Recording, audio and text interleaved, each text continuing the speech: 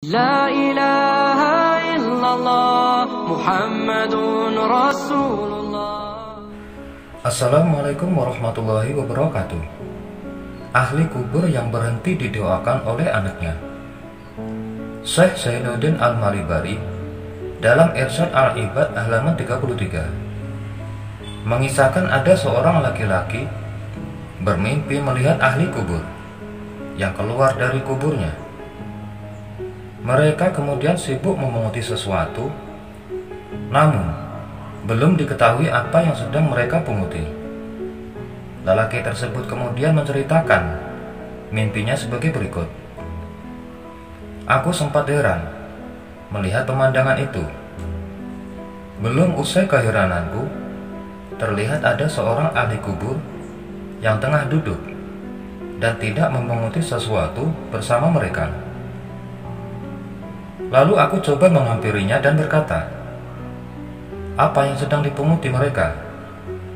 Ahli kubur yang duduk tadi menjawab, "Kebaikan yang berasal dari bacaan Al-Quran, sedekah, dan doa yang dihadiahkan kaum muslimin untuk mereka." Lalu aku kembali bertanya, "Lantas, mengapa engkau tak ikut memungutinya?" Dijawabnya, "Aku sudah cukup." Aku pun bertanya lagi, "Karena apa engkau tidak memerlukannya?" Dijawab oleh ahli kubur tersebut, "Dengan khatam Al-Quran yang dilakukannya dan dihadiahkan anakku setiap hari. Anakku ada di pasar ini dan berjualan salabiyah." Lalu keesokan paginya, setelah terbangun aku langsung ke pasar yang disebutkan ahli kubur dalam mimpi semalam.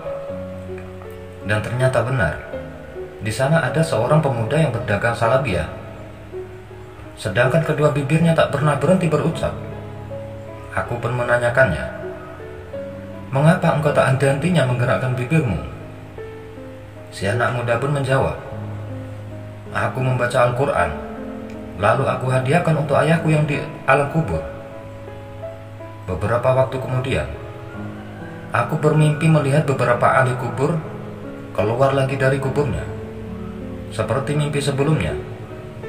Namun, yang membuatku heran kali ini adalah ahli kubur yang semula tak memunguti sesuatu, kini turut memungutinya bersama ahli kubur yang lain. Makanya, begitu terbangun, aku segera pergi ke pasar guna mengetahui kabar si anak muda tadi yang biasa berjualan salabiyah sambil membaca Al-Quran itu.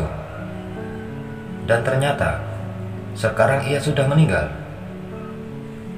Sahabat Zikirpedia, kebaikan yang dihadiahkan kaum muslimin ke ahli kubur, baik berupa bacaan Al-Quran, doa, ataupun sedekah, terbukti sampai kepada mereka.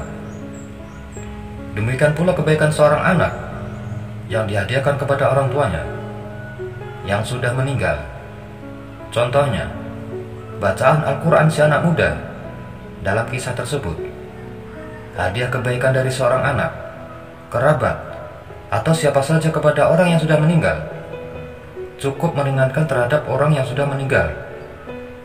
Benar apa yang dikatakan Rasulullah Shallallahu Alaihi Wasallam. Di antara kebaikan yang terus mengalir walaupun seseorang telah meninggal adalah anak yang soleh yang selalu mendoakan. Berhenti yang mendoakan, maka berhenti pula aliran kebaikan tersebut, sebagaimana berhentinya anak muda yang membaca Al-Quran tadi, karena dirinya telah meninggal. Wallahu a'lam bishawab. Semoga bermanfaat.